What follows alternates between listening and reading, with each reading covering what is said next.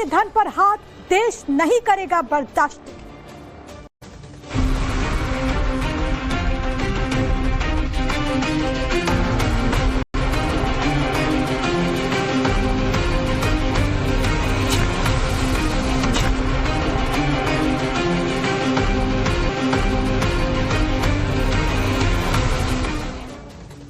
चंपत राय पर लग रहे आरोपों को लेकर राम मंदिर ट्रस्ट के कोषाध्यक्ष गोविंद गिरी का एक बड़ा स्टेटमेंट सामने आया है। तो बुलेटिन में सबसे पहले ब्रेकिंग न्यूज आपको बता दें कि चंपत राय को लेकर गोविंद गिरी का बयान सामने आया, जिसमें उन्होंने कहा कि चंपत राय निर्दोष है, वो कांड में लिप्त नहीं है।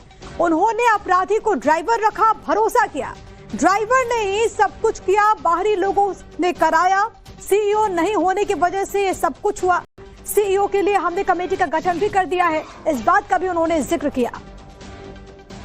बातचीत के लिए मौजूद है राम मंदिर तीर्थ क्षेत्र ट्रस्ट के कोषाध्यक्ष गोविंद देव गिरी महाराज। गुरुजी, जिस तरीके से चढ़ावे चोरी में ये घटना सामने आई है, चूक कहां से हुई? और सबसे बड़ी बात है ये है कि ट्रस्ट के सर्वे सर्वा के तौर पे चंपत राय की भूमिका को आप किस तरीके से देख रहे हैं? दो क्वेश्चन, एक तो कहां से चूक हुई और दूसरी चंपत राय की भूमिका को आप कैसे देखते हैं? दूसरे प्रश्न का उत्तर मैं पहले देता हूं। माननीय चंपत राय जी की भूमिका, उनके किसी प्रकार के लिप्तता का मैं अस्वीकार करता हूं। उनके द्वारा किसी प्रकार का चारित्रिक, आर्थिक अपहार आदि कुछ हुआ होगा, ये बात हम कल्पना में भी नहीं मान सकते हैं। ये बात उनके साथ 30-32 वर्षों तक काम करके मैं आपको बोल रहा हूं, मैं उनको इन एंड आउट जानता हूं। लेकिन यही बात सुनिए पूरी। ठीक। ये बात उनके चरित्र के बारे में, निष्कलंकता के बारे में हम कर रहे हैं, लेकिन काम करने का जो उनका तरीका है, उस तरीके में हम लोगों को बड़ी आपत्ति अनुभव होती रही है। गलत लोगों का विश्वास कर लेना, बहुत सारे काम अपने ऊपर ही ले लेना और उन कामों को फिर नहीं कर पाना, बहुत दिनों तक कामों की उपेक्षा करते रहना, ऐसा उनके द्वारा बहुत सारा होता रहा। ये उनका स्वभावगत और कार्य प्रणाली का दोष है। तो क्या लगता है कि इसी वजह से उनको इस्तीफा उनका मंजूर किया गया? और क्या इस्तीफा मंजूर करना ही एक सजा है, या फिर इससे लगता है कि इससे आगे जाकर इसकी पूरी पड़ताल होनी चाहिए कि किस लेवल पर उन्होंने गड़बड़ी की? हम इसको सजा के रूप में नहीं देखते हैं उनके इस्तीफे को, की ये उन्होंने नैतिक रूप से दे दिया है, नैतिक जिम्मेदारी स्वीकार करके दिया है और उसको हमने स्वीकार किया है, ऐसा ही उसको देखना चाहिए। अब आगे क्या होना है क्या नहीं होना है, ये एसआईटी निश्चित करेगा, उसके अनुसार होगा।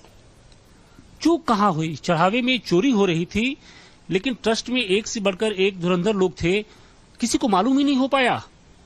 करोड़ों जो राम भक्त हैं, उनकी आस्था को ठेस पहुंचा है। लोग सवाल उठा रहे हैं, विपक्ष सवाल उठा रहा है। अरे सवाल हम भी उठा रहे हैं, विपक्ष और लोग क्या उठा रहे हैं कि इस प्रकार का कैसे हो सका। लेकिन इस प्रकार का हो सका, इसका कारण हमारे स्थानिक लोगों की असावधानी, पहली बात, और दूसरी बात एसबीआई की असावधानी। ये उनको निश्चित करना चाहिए था कि वहां पर, क्योंकि वहां पर का हर एम्प्लॉई ये एसबीआई के द्वारा एम्प्लॉय किया गया है। तो इतने बड़े जिम्मेदार कार्य के लिए इतने अच्छे बैंक को अच्छे लोगों की नियुक्ति कर। अंतिम सवाल, क्या चंपत राय की भूमिका अब ट्रस्ट या फिर अयोध्या के राम मंदिर के निर्माण कार्य या फिर किसी और कार्य में रहेगी? ये तो भविष्य बताएगा। अभी फिलहाल नहीं है, लेकिन इसका अर्थ ये भी नहीं है कि वे हम लोगों के द्वारा पूर्णतया उपेक्षित हो जाएंगे। मेरे मन में उनके लिए आदर है। शुक्रिया बातचीत के लिए। तो ये थे राम मंदिर ट्रस्ट क्षेत्र के कोषाध्यक्ष गोविंद देव गिरी जी, जिन्होंने तमाम मुद्दों पर बेबाकी से अपनी बात रखी। अयोध्या से मनीष दुबे के साथ आशुतोष सिंह, टाइम्स नव भारत। तो इससे पहले बीते दिन ट्रस्ट की बैठक हुई, गोविंद गिरी ने क्या कुछ कहा है, उनका स्टेटमेंट आपको एक बार सिलसिलेवार तरीके से ग्राफिक्स के जरिए बता देते। देखिए, उन्होंने कहा कि चोरी हुई है, एसआईटी फिलहाल पता लगा रही है कि चोरी आखिरकार की किसने। इसके अलावा आगे वो कहते हैं कि चोरी कैसे की, कौन कौन शामिल, ये एसआईटी का काम है और वो इन्वेस्टिगेट कर रही है। मेरे नाम पर कुछ भी नहीं, एक ईंट तक नहीं है मेरे नाम पर। ट्रस्ट के खाते में आए धन की जिम्मेदारी मेरी है, क्योंकि वो कोषाध्यक्ष हैं। खाते में नहीं आए धन के जिम्मेदार व्यवस्था से जुड़े हुए लोग, ये भी वो कहते हैं। स्पेशल इन्वेस्टिगेशन पर गोपाल राव बैठक में आते थे। ट्रस्ट की बैठकों में गोपाल राव को नहीं बुलाया जाएगा, ये भी उन्होंने क्लियर कर दिया। गोपाल राव को राम मंदिर ट्रस्ट से बाहर कर दिया गया है। इसके अलावा एसआईटी के अंतरिम रिपोर्ट, कोर्ट के फैसले पर आगे की अब कार्रवाई होगी, इस बात का भी वो जिक्र करते हैं। चंपत राय को लेकर के उन्होंने कहा कि फिलहाल ट्रस्ट की सक्रिय जिम्मेदारियों से फिलहाल उनको बाहर रखा गया है, ये बात वो कह रहे हैं। अब देखिए इस पूरे मामले पर चढ़ावे पर जो चिट्ठी लिखे गए ट्रस्ट ने क्या कहा है वो आपको एक बार बता देते हैं, क्योंकि बीते दिन बकायदा प्रेस कॉन्फ्रेंस करके ये बात भी कही गई है। तो देखिए एक एक करके आपके टीवी स्क्रीन पर हम ये रखेंगे ग्राफिक्स के जरिए कि आखिरकार क्या कहा गया। देखिए कुल 3,264 करोड़ रुपए दान और फंड में मिलते हैं। इसके अलावा कहा गया कि 2,370 करोड़ रुपए निर्माण और कैपिटल खर्च हुए, यानी कि इससे निर्माण कार्य किए गए। इसके अलावा आगे ये जानकारी दी गई है कि 582 करोड़ का चढ़ावा मिलता है। शुरू से 31 मार्च 2026 तक उन्होंने ये आंकड़ा बताया कि इस दौरान 582 करोड़ का चढ़ावा मिला है।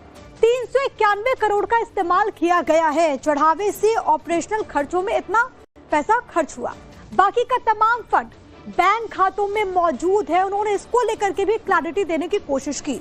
दान में कैश के अलावा कुल 2,926 भेंट मिले, यानी कि तोहफे में मिले सभी सामान। इसके अलावा उन्होंने बकायदा ब्यौरा भी रखा है, मिलने की तारीख समेत कई चीजें दर्ज है रजिस्टर में। वो इस बात का भी जिक्र करते हैं। आगे वो कहते हैं कि कानूनी जांच प्रक्रिया भी जारी है, जांच के बाद सच सामने आएगा, ये बात कही गई। जांच पूरी होने तक किसी पर भी आरोप लगाना ठीक नहीं है, वो इस बात का भी जिक्र कर रहे हैं। ये श्री राम जन्मभूमि तीर्थ क्षेत्र ट्रस्ट की बीते दिन 3 घंटे तक बैठक हुई और उसके बाद एक प्रेस कॉन्फ्रेंस की गई, जिसमें इन बातों का जिक्र किया गया। अब देखिए मुख्यमंत्री योगी आदित्यनाथ ने एक बार फिर से राम मंदिर के मुद्दे पर चढ़ावा चोरी को लेकर विपक्ष पर तीखा वार किया। विपक्ष पर सीएम योगी ने एक बड़ा हमला बोला। अयोध्या पर बोलने का सिर्फ राम भक्तों का अधिकार है, ये वो कहते हैं। बाबरी पर आंसू बहाने वाले आस्था की बात कर रहे हैं। कांग्रेस सपा ने बाबरी का समर्थन किया था। कांग्रेस सपा को बोलने का कोई अधिकार ही नहीं है। इन्होंने राम भक्तों पर गोलियां चलवाई, सनातन पर प्रहार करने की कोशिश की गई। वक्फ के नाम पर करोड़ों रुपए की लूट हुई। वक्फ पर कांग्रेस सपा का मुंह बंद क्यों है, ये भी सीएम योगी ने सवाल पूछा। आज कांग्रेस और समाजवादी पार्टी का मात्र ये 2 मुद्दे बचे हुए हैं। आपने देखा होगा पिछले कुछ दिनों से इनके द्वारा भारत की सनातन आस्था पर प्रहार करने की कितनी शरारतें हो रही हैं, किस प्रकार की बयानबाजी की जा रही है। याद करिए जो कांग्रेस कहती थी कि राम हुए ही नहीं, जो कांग्रेस कहती थी कि कृष्ण हुए ही नहीं, अयोध्या में जो कांग्रेस, जो समाजवादी पार्टी बाबरी ढांचे का समर्थन करके उसके लिए घड़ियाली आंसू बहा रही थी, आज वही कांग्रेस और समाजवादी पार्टी गिरगिट की तरह कैसे रंग बदली है, अब आप देख रहे होंगे। अब कह रहे हैं अयोध्या में आस्था के साथ खिलवाड़ हो रहा है। अरे आस्था के साथ कौन खिलवाड़ हो रहा है तो बताओ पहले। और तुम्हारी आस्था कब से अयोध्या पे हो गई है? ये राम भक्त बोले कि हमारी आस्था अयोध्या पर है, इनको बोलने का अधिकार है। अयोध्या में श्री राम जन्मभूमि तीर्थ क्षेत्र न्यास ने उत्तर प्रदेश सरकार से एसआईटी के गठन की बात की थी और मैंने कहा था एसआईटी दूध का दूध और पानी का पानी करके रहेगी। और बहनों और भाइयों, अयोध्या में एसआईटी ने जो जांच की, प्रारंभिक रिपोर्ट के आधार पर ट्रस्ट ने कार्रवाई करते हुए एफआईआर दर्ज कराई।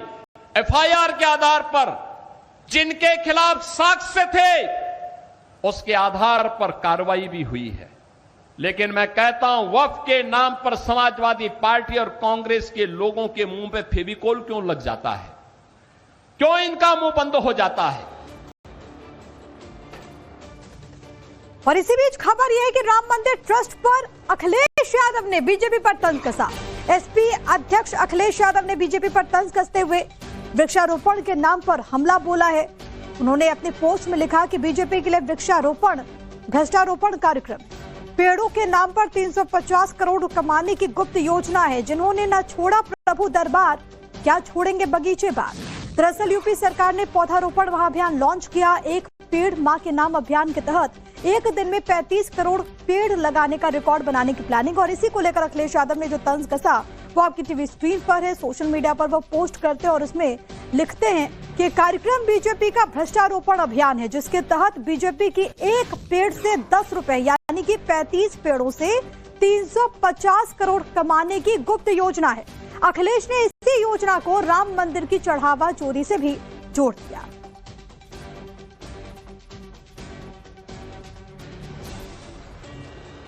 इधर अयोध्या से सांसद अवधेश प्रसाद का भी बयान सामने आया है। चंपत राय के इस्तीफे पर उनका यह स्टेटमेंट, इस्तीफे का कोई मतलब नहीं है, मंदिर में चढ़ावा चोरी नहीं है, डकैती है। कांड ने प्रभु राम के मंदिर को कलंकित किया, कलंकित करने वालों को विशेष कानून से सजा दी जाए। इस्तीफे का कोई मतलब नहीं, क्योंकि ये प्रकरण जो है ये राष्ट्रव्यापी और इस प्रभु श्री राम के मंदिर की चढ़ावा चोरी और चंदा चोरी, ये चोरी तक नहीं बल्कि नृपेंद्र मिश्रा जी ने तो यहाँ तक कह दिया था ये डकैती है। तो इस कांड ने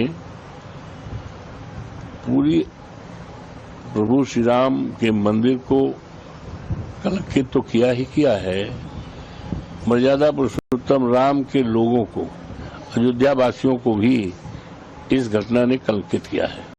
तो कलंकित करने वाले लोग जो हैं इनके लिए सामान्य सजा नहीं, इनके लिए विशेष सजा आवश्यकता करने पर विशेष कानून भी बनाया जाए, जिससे कि हजारों साल तक इतिहास इस बात को याद करे कि प्रभु श्री राम के मंदिर की डकैती का मामला है। और शिवसेना यूपीटी सांसद संजय राउत का स्टेटमेंट सामने आया है। ट्रस्ट में चढ़ावे और पैसे की गड़बड़ी हुई, वो कह रहे हैं इस्तीफा लिया है तो निष्पक्ष जांच हो, दोषियों के खिलाफ एफआईआर दर्ज कर कानूनी कार्रवाई हो, ये उन्होंने मांग की है। चोरी तो हुई है ना, फिर इस्तीफा क्यों लिया? और इस्तीफा मंजूर क्यों किया? दो लोगों का इस्तीफा, अनिल मिश्रा और चंपत राय का इस्तीफा मंजूर किया है, एक्सेप्ट किया है। उसका मतलब क्या है? चोरी हुई है, चोर को राम मंदिर के ट्रस्ट के सीनियर लोगों ने पकड़ा है। अगर पकड़ा है तो पुलिस में जाकर उनके खिलाफ कार्रवाई होनी चाहिए, लेकिन आपको डर है कि जनता आपको सड़क पर चलने नहीं देगी।